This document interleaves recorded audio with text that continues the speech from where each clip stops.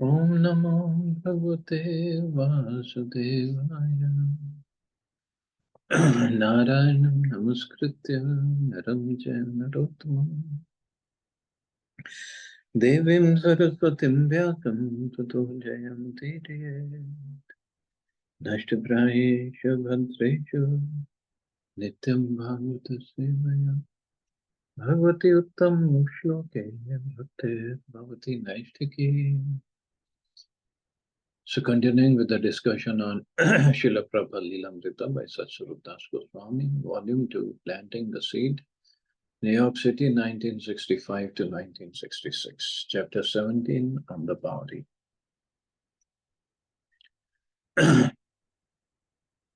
So Howard Smith, another person that used to come see Prabhupada, he wrote the article about Prabhupada, why he had come here, and he wants to establish a society here.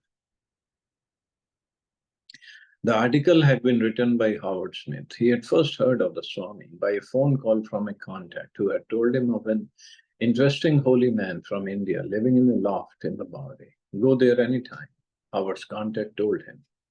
He's always there. I think you will find it fascinating. I believe he's about to start a major religious movement. Howard Smith.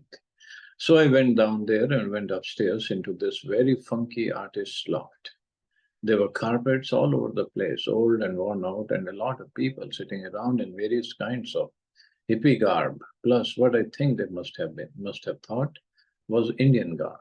Most of them were sitting alone around the room, facing the wall, like they had nothing to do with each other. They were sitting cross-legged, and each one seemed to be doing something different. Nobody paid any attention to me when I walked in. I saw shoes lined up and I thought maybe I'm supposed to take off my shoes, but nobody said anything to me. So I walked around the edge of the carpet looking for somebody to pay attention to me. I wondered what was going on. I didn't want to interrupt anybody because they all seemed deep into whatever kind of prayers they were doing. In the back of the loft, I noticed a little curtain, an Indian Madras type of curtain, and so I decided I would peer into that area. I looked in and there was Swami Bhaktivedanta sitting there cross-legged in saffron garments, with the markings on his forehead and nose and his hand in the bead bag. Even though he looked like the real thing, he seemed more approachable, and I said hello, and he looked up. I said, well, Swami Bhaktivedanta. And he said, yes. I said, I'm Howard Smith. I was expected to sit down, so I said, excuse me, I have to take off my shoes. And he said, why do you want to take off your shoes? I said, I don't know. I saw all the shoes out there. And he said, I didn't ask you to take off your shoes. I said, well, what are all those people out there doing? And he said, I don't know. And they don't know what they are doing. I'm trying to teach them and they seem to be misunderstanding me. They're very confused people. Then we sat and talked, and I liked him a lot right away. I mean, I had met a lot of other Swamis and didn't like them too much. And I didn't think it's fair to lump them all together and say those Swamis in India, because he was very, very basic. And that's what I seemed to like about him. He not only made me feel at ease, but he seemed very open and honest, like he asked my advice on things. He was very new in the country. I thought his ideas stood a good chance of taking hold because he seemed so practical. His head didn't seem in the clouds. He wasn't talking mysticism every third word. I guess that is where his soul was at, but that isn't where his normal conversational consciousness was at. Then he said several people had told him that the voice would be a very good place to be written up, and that basically it would reach the kind of people who already perhaps had a leaning or interest in what he was preaching. And I said that I thought he was correct. He asked me if I had read any books or knew anything about Indian culture, and I said no, I didn't really. We talked a little, and he explained to me that he had these books in English and that he had already translated in India, and handed those to me and said, if you want more background, you can read this. It was obvious to me that I wasn't talking to some fellow who had just decided that he had seen God and was going to tell people about it. He seemed to be an educated man, much more than myself, actually, and I liked his humbleness. I just plain liked the guy. He explained everything I wanted to know, the significance of what he was wearing, the mark on his forehead, the bead bag, and I liked all his explanations. Everything was very practical. Then he talked about temples all over the world, and he said, well, we have got a long way to go, but I am very patient. So Prabhupada knew what is going to happen, and he was just going along. Prabhupada had hoped for what the Voice article had referred to as his American church. There was life in his lectures and kirtans, and at least he was acquiring a small, regular following. But from India, there was no hope. He had continued corresponding with Srimati Morarji, his god brothers, and the Indian central government, but their replies had not been encouraging. In the faith that Padmapat Singhania would agree to his plans for a Krishna temple in Manhattan and finance its construction, Prabhupada had petitioned New Delhi to sanction the release of foreign exchange. He had written to the Reserve Bank of India, I want to establish this cultural center. For this, I wish to get some exchange from India. I think there are good prospects all over the world for propagating the culture of how to love God in these days of forgetfulness. A month later, the Indian bank had advised him to submit his request through the Indian embassy in Washington to the finance minister of the Indian central government. Prabhupada had complied, and another month had passed with no word from the government. One of his god brothers had written that Swamiji should come back to India and work personally to get the government sanction. But Prabhupada didn't want to leave America now. He wrote to Srimati Morarji, I'm trying to avoid the journey to India and again coming back, especially for the reason that I'm holding at the above address classes thrice a week and training some American youth in the matter of Sankirtan and devotion service to the Lord. Some of them are taking the lessons very sincerely, and in the future, they may be very good Vaishnavas according to the rigid standards. So, one day a curious, unsolicited correspondent wrote to Prabhupada from India. His name was Mukti Brahmachari, introducing himself as a disciple of one of Prabhupada's god brothers and reminding Prabhupada of their past slight acquaintance. Mukti wrote of his eagerness to join Prabhupada in America. Certainly, Prabhupada still had hopes for getting assistance from his god brothers in India. The mission is not simply one man's work. Therefore, he invited Mukti to come to America and asked him to request his guru to cooperate by working personally to secure government sanction for the release of foreign exchange. Mukti wrote back, reaffirming his eagerness, but expressing doubt that his spiritual master would give him permission. Mukti thought he should first come to the United States and then request his spiritual master's help. Prabhupada was annoyed and he sent an immediate reply. Is preaching in America my private business? Srila Prabhupada Bhakti Siddhanta Saraswati wanted to construct some temples in foreign countries as preaching centers of the message of Srila Rupa Raghunath. And I'm trying to do this in this part of the world. The money is ready and the opportunity is open.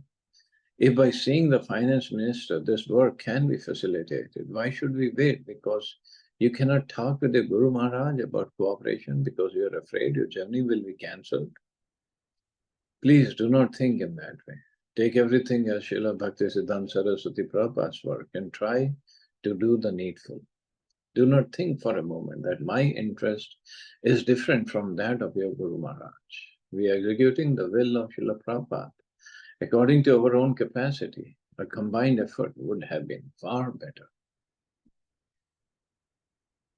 Mukti submitted the entire proposal before his spiritual master, who, as Mukti predicted, cancelled the trip.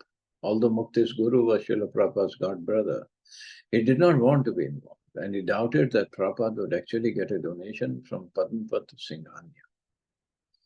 And now Mukti Brahmachari also doubted. If a program is not bona fide, the approach to a big personality will be a ludicrous one, no doubt.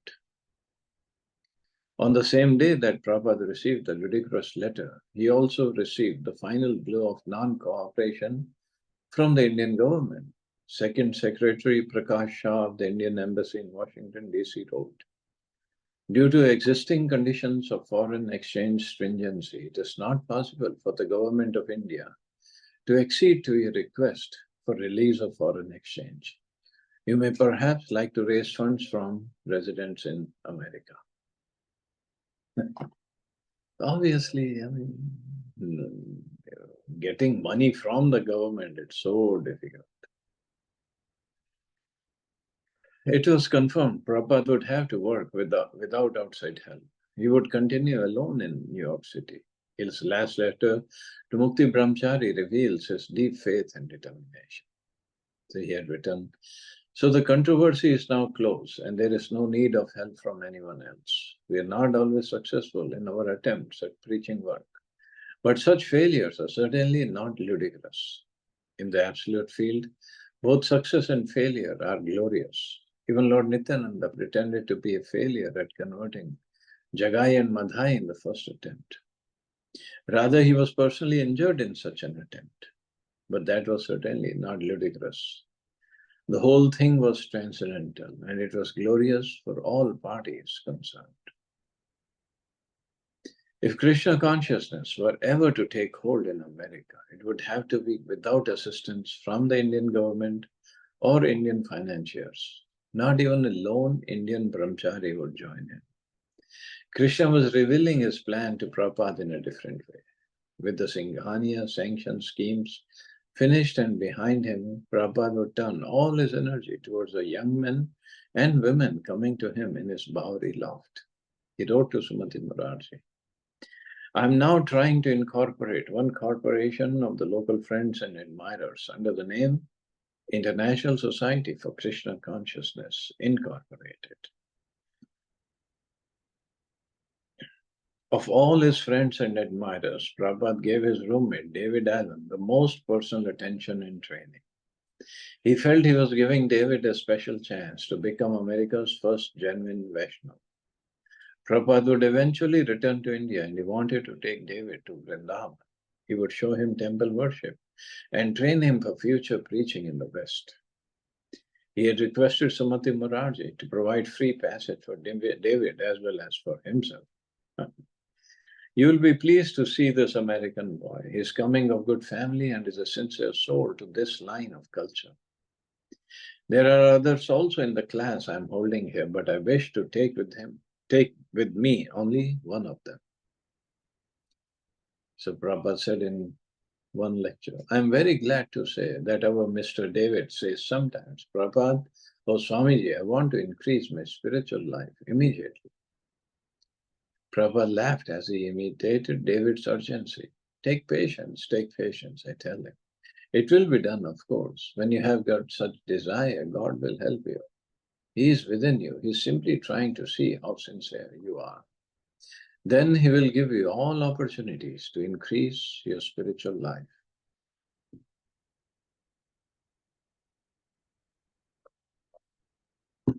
But even there was a problem. At first, David and Swami lived together peacefully in the large hall, the Swami working concentratedly on his side of the partition, David ranging throughout the large open space. David, however, continued taking marijuana, LSD, and amphetamines, and Prabhupada had no choice but to tolerate it. Several times he told David that drugs and hallucinations would not help his spiritual life. But David would look distracted. He was becoming estranged from the Swami. But Prabhupada had a plan to use the loft as a temple to transform into New York's first temple of Radha Krishna, and he wanted David's cooperation. Although the neighborhood was one of the most miserable in the world, Prabhupada talked of bringing deities from Jaipur or Vrindavan and starting temple worship, even on the Bowery. He thought David might help. After all, they were roommates, so there could be no question of David's not cooperating, but he would have to give up his bad habits. Prabhupada was trying to help David, but David was too disturbed. He was headed for disaster. And so were Prabhupada's plans for the loft. Sometimes, even not under the influence of a drug, he would pace around the loft. Other times he appeared to be deep in thought. One day on a dose of LSD, he went completely crazy. As Carl Jurgens put it, he just flipped out, and the Swami had to deal with a crazy man. Things had been leading to this. He was a crazy kid who always took too much, but the real madness happened suddenly. Can we imagine Prabhupada living with this boy who was under drugs, who used to take drugs?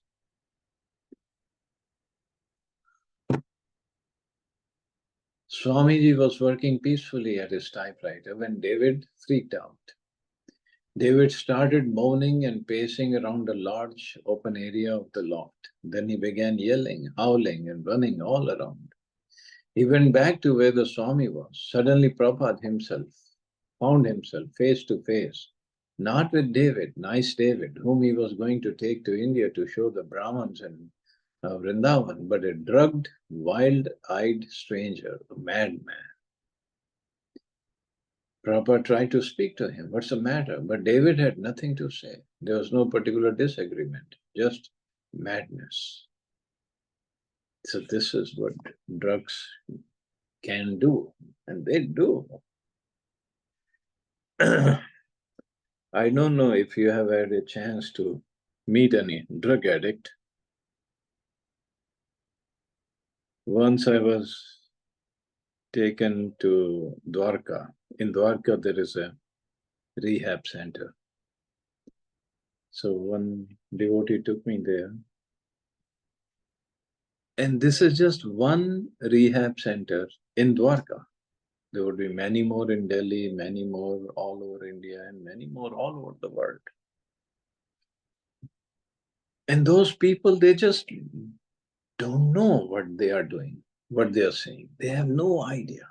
The brains are completely under hallucination. When I asked them, or not I, because they whoever the in charge was.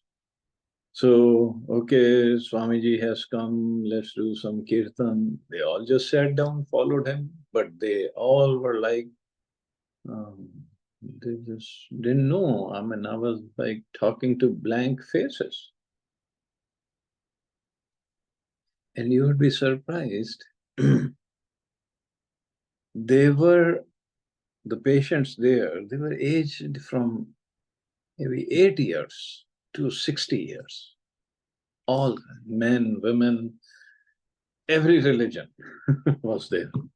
Hindus, Muslims, Sikhs, everybody was there. About I think about 40 or 50 of them. This is what alcohol or drugs can do. Rich, poor. It's just the family members are now paying the center monthly, whatever they can afford, to keep these patients over there. Maybe they're getting some government help also, I don't know. But there is no way. I asked the in charge there, do they get healthy and walk out? They said they show some improvement, we let them go, but 2, 3 days later they come back. There is no uh, complete recovery. This is what drugs and alcohol can do. And I asked, why 80-year-old? What has he got to do? He said this is, he's from Paharganj area. So the drug dealers use kids. First they make them habituated to these drugs, and then they use them as for their trafficking. Because police generally, they don't catch children. So my point now, I'm thinking, okay, so they caught few people, there must be many more outside who they didn't catch. And if this is one center in Dwarka, there must be many more centers in Dwarka, and then talk about Delhi. What's the use of all this alcohol and drugs? But people don't understand.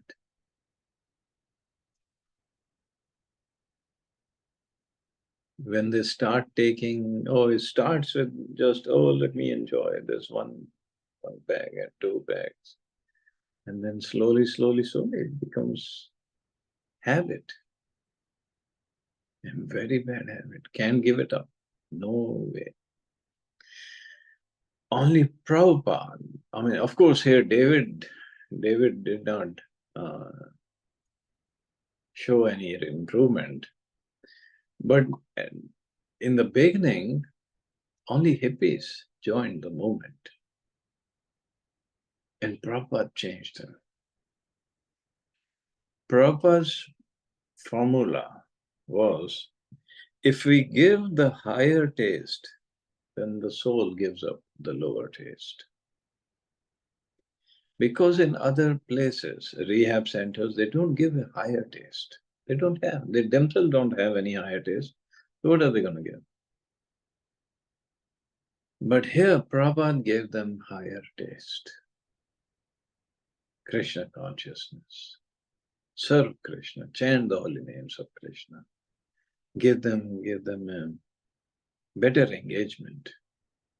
So slowly, they gave up the lower taste.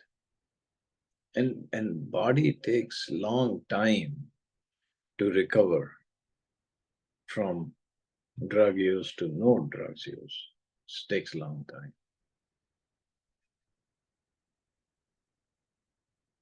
But yes, it's a sad thing when people get hooked on to drugs and alcohol. That's it. Then the life is ruined, completely ruined. Life, health, wealth, relationships, everything is ruined. Okay, I guess we can stop here. See anybody has any questions or comments?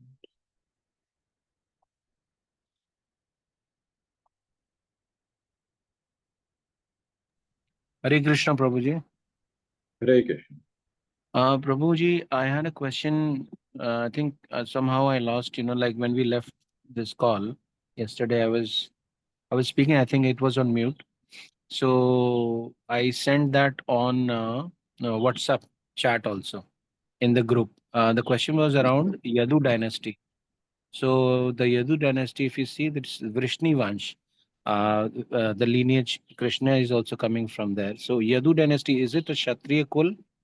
Because Yadu was a son of uh, Mata Divyani and Yayati. And Yayati was the son of Nahush, who was a Chandravanshi Samrat or king. So Chandravanshi and Divyani was a Brahmadi. So Brahman mother and a Kshatri father. So automatically it becomes a Kshatri kul. Just correct me, Prabhuji, if Yadu is also something like Chandravanshi and Suryavanshi. I have to see actually, but somewhere there was a marriage with the Vaishya, and that is how Maharaj, what's a Nanda Baba. From that wife comes Nanda Baba, and from another wife comes Maharaj Ugrasen. So Ugrasen was Kshatriya and Nanda Baba was Vaishya. So somewhere there was a change. Mm. I have to check exactly where it happened. Okay. Okay, Prabhu.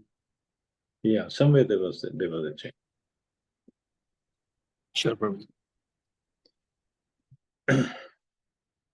Okay, chalo. You all have safe and wonderful day. Hare Krishna. Jai Shri Prabhupada. Hare Krishna. Jai Hare Srila. Krishna.